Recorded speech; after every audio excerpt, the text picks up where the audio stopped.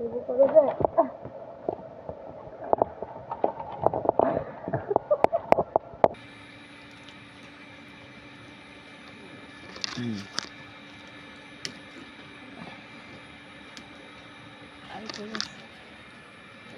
দেখলাম ভিতরে একটা লাড্ডু কম বাবা রে বাবা, লাড্ডু পাই না তো, ছোট একটা লাডিয়া ছিল না। আসসালামু আলাইকুম, আমি ফারজানা বৃষ্টি। দেশ এবং দেশের বাইরে থেকে যারা আমার ভিডিওটি দেখছেন, আপনাদের সবাইকে অসংখ্য ধন্যবাদ। আজকে আমি অনেক দিন পরে একটি নতুন ভিডিও নিয়ে আপনাদের সামনে এসেছি। আশা করি আজকের ভিডিওটি আপনাদের ভালো লাগবে এবং আজকের পর থেকে নিয়মিত আমি ভিডিও দেওয়ার চেষ্টা করব ইনশাআল্লাহ। তো আমি এখানে আমার হাজবেন্ডের সাথে গাছের লেবুগুলো পাড়ছিলাম, কারণ লেবুগুলো সব পেকে পেকে নিচে পড়ে যাচ্ছিল। যেহেতু এবার গাছে অনেক লেবু হয়েছে আর আমরা মানুষ সংখ্যায় খুব কম, যার কারণে লেবুগুলো খাওয়া হচ্ছে না আর নিচে পেকে পড়ে যাচ্ছে।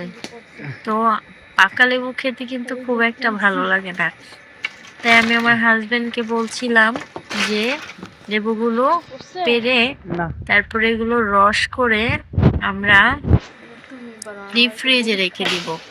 সামনে যখন ভাদ্র মাস আসবে তখন যেন শরবত করে খেতে পারি।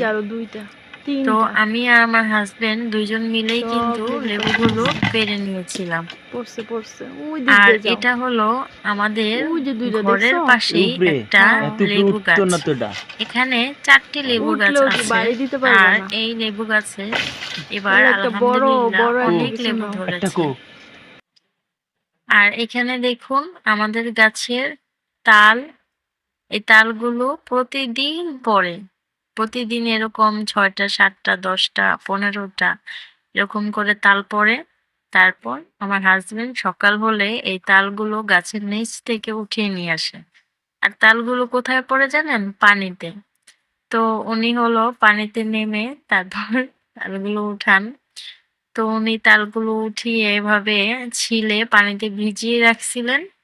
তো আমি এগুলোকে এই যে এখানে গ্রেটার আছে, গ্রেটার দিয়ে এগুলোকে সুন্দর করে নিচ্ছিলাম, যাতে করে তালের যে আটির মধ্যে যেন তাল না থাকে অবশিষ্ট।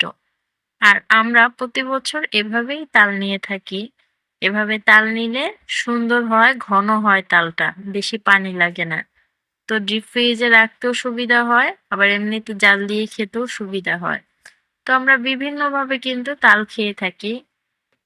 আমি একটি লাইভ করেছি, সেখানে আপনারা দেখতে পারবেন যে আমরা তাল কিভাবে খাই, তাল কিভাবে সংরক্ষণ করি, তাল কোথা থেকে নেই। তারপর এই তো এটা হলো আমাদের ঘরের পাশেই একটা বাঁশঝাড়ে এগুলো হলো কি বাঁশ যেন বলে এগুলোকে, কি বাঁশ যেন বলে, আমার তো এখন মনে পড়ছে না। বাংলা বাঁশ, হ্যাঁ বাংলা বাঁশ বলে এগুলোকে। তো এগুলো কিন্তু বিভিন্ন কাজে লাগে। আমাদের বাড়িতে বিভিন্ন কাজে যখন দরকার পড়ে তখন আমরা এখান থেকে বাঁশ নেই। আবার অনেকের যদি দরকার হয় তাহলে এসে কিনে নিয়ে যায়। আর আছে দিয়ে তো এই তো খুঁজে খুঁজে আমরা হলো লেবুগুলো পাড়ছিলাম, যেহেতু লেবুগুলো পাতার কারণে ভালোভাবে দেখা যাচ্ছিল না।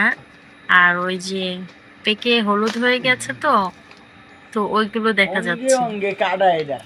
তো আমার হাজবেন্ড খুব কষ্ট হয়েছে লেবুগুলো পাড়তে, কারণ লেবুর মধ্যে কিন্তু লেবু গাছে কিন্তু অনেক কাঁটা থাকে, হাত কিন্তু কেটে যায়। আমার কিন্তু অনেকবার লেবু গাছে আঁচড় লেগে হাত কেটে গিয়েছিল। আর এই যে এখানে হলো আমাদের একটা ক্যারেট ছিল, ভেঙে গিয়েছে, এটাতে একটু মাটি ছিল। তো এখানে আমি আদা লাগিয়েছি।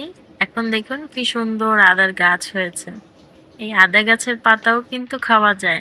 আর নিচে যখন এটা পরিপক্ক হবে তখন কিন্তু বেশ অনেকটা আদা পাওয়া যাবে। ওই যে এই যে তো লেবু একটা। উনি এই যে এই যে একটা এখানে এই যে। লেবুগুলো উঠিয়ে নিচ্ছে। আর আমাদের ফ্রিজে কিন্তু অনেকগুলো লেবু রাখা আছে, আর আজকে এইগুলো লেবু এইখান থেকে পেয়েছি। আমাদের কিন্তু আরো অনেকগুলো লেবু গাছ আছে। তো চলুন আপনাদেরকে আমাদের লেবু গাছগুলো দেখাই। এটা হলো আমাদের বাড়িতে ঢোকার রাস্তা। তো এই রাস্তা দিয়ে সোজা গেলে সামনে কিন্তু আমাদের পুকুর ঘাট। পুকুর ঘাটে কিন্তু দুই পাশে দুইটা বসার জায়গা আছে, এগুলোকে চাঁদপুরের ভাষায় বলে ডেলনা। এই ডেলনায় বসে মানুষ গল্পগুজব করে। পথিকরা যখন ক্লান্ত হয়ে যায় তখন এই ডেলনায় বসে কিছুটা বিশ্রাম নেয়। আমি কিন্তু চাঁদপুরের মেয়ে না, আমি ঢাকার মেয়ে। ঢাকা মুগদার মেয়ে আমি। কিন্তু আমার হাজবেন্ডের বাড়ি যেহেতু শ্বশুর বাড়ি যেহেতু চাঁদপুর, সেই সুবাদে আমি চাঁদপুর থাকি। তো এই যে ঘাটলাটা দেখালাম, এটার কিনারেই কিন্তু বিশাল বড় একটা লেবু গাছ আছে। লেবু গাছটাকে এখন বেঁধে দেওয়া হয়েছে, যার কারণে বোঝা যাচ্ছে না। কারণ এটা একদম মুখের সামনে ঝুলে থাকে, যেহেতু এটা অনেক বড় তাই এটাকে বেঁধে রাখা হয়েছে যাতে করে এটা কারো ক্ষতি না করে। যেহেতু লেবু গাছে অনেক কাঁটা, ছোট বাচ্চারা এখানে খেলাধুলা করে, সেহেতু কাঁটার আঘাতে কারো ক্ষতি হতে পারে। আর এটা হলো আমাদের পুকুর, বিশাল বড় একটা পুকুর। তো আর এইটা হলো আমাদের ঘাটলা, আমাদের বাড়ির ঘাটলা এটা। আর এই তো মাটির রাস্তা, কিছুদিন পরে কিন্তু এই মাটির রাস্তাটা আর থাকবে না, এখানে কিন্তু পাকা রাস্তা হয়ে যাবে। সরকার থেকে কিন্তু রাস্তার মাপ নিয়েছে। আর মাটির রাস্তা আমার খুব ভালো লাগে, কিন্তু বর্ষাকালে মাটির রাস্তার বেহাল দশা। এখান দিয়ে গাড়ি ঘোড়া যেতে খুব কষ্ট হয়, যার কারণে মাটির রাস্তাটা পাকা হলে সবার কষ্টটা একটু কমবে। সারা বছর খুব ভালোই থাকে, সুন্দরভাবেই চলাফেরা করা যায়, কিন্তু বর্ষাকালে চলতে খুব কষ্ট হয়। এমনিতে কিন্তু গ্রামের মাটির রাস্তাই খুব সুন্দর। আর এই তো আমাদের রাস্তা দিয়ে ঢুকতেই কিন্তু দুই পাশে অসংখ্য লেবু গাছ আছে। এই যে এগুলোতে লেবু ধরে আছে। তো এগুলো আর নিব না, কারণ ঘরে অনেক লেবু আছে। যেহেতু এগুলো ছোট ছোট, এখনো বড় হয়নি, তাই এগুলো গাছে থাক, যখন দরকার হবে তখন নিয়ে যাব। আর ওই যে রাস্তার পাশে পুকুর ঘাটলার পিছনে যে লেবু গাছ, সেখানেও কিন্তু অনেক লেবু আছে, কিন্তু লেবুগুলো একটু ছোট ছোট। ছোট অবস্থাতে এগুলো পেকে পেকে নিচে পড়ে যাচ্ছে, কেউ নেয় না। এই তো এটা হলো, এই লেবু গাছটায় অনেক লেবু হয়েছিল, মাশাআল্লাহ আলহামদুলিল্লাহ। আমরা কিন্তু শুরুর দিকে এই লেবু গাছের লেবুই খেয়েছি, কারণ এটা সর্বপ্রথম লেবু এসেছে আর অনেক তাড়াতাড়ি বড় হয়েছে। আর আজকে আপনাদেরকে আমাদের কলার গাছগুলো দেখাই। এগুলো হলো কলার চারা লাগিয়েছিল আমার মরহুম মেজো বাসর, তিনি মারা গিয়েছেন। সবাই তার জন্য দোয়া করবেন, আল্লাহ তাআলা তাকে জান্নাতুল ফেরদাউস নসিব করুক। তো এই তো ওনার হাতের লাগানো কলার চারাগুলো মাশাআল্লাহ আলহামদুলিল্লাহ অনেক বড় হয়েছে। তো কিছু কিছু কলা গাছে কিন্তু কলা এসেছে, আমরা কিন্তু খেয়েছি। আবার চোরও কিন্তু আমাদের কলা নিয়ে গেছে। তো এই যে আপনাদেরকে দেখালাম কলার চারাগুলো মাশাআল্লাহ বড় হচ্ছে। আর এগুলো হলো সুপারির চারা, ছোট ছোট ছিল, এখন মাশাআল্লাহ বড় হয়েছে, এগুলো আরো বড় হবে।